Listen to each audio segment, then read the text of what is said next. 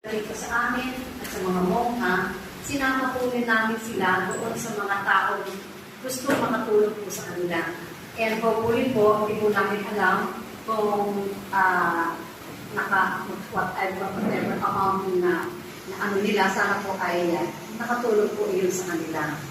At yung panalangin po sa prayer ay yung tungkol po sa vocations.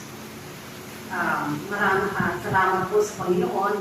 Dinilig niya po ang aming panalangin na kami po ay magkaroon ng mga bagong miyembro.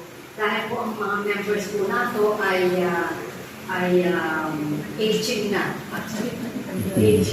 Aging na po. Ay nagkaroon po kami ng isasabihin ko na po ngayon yung ibang mga papeles. Ato,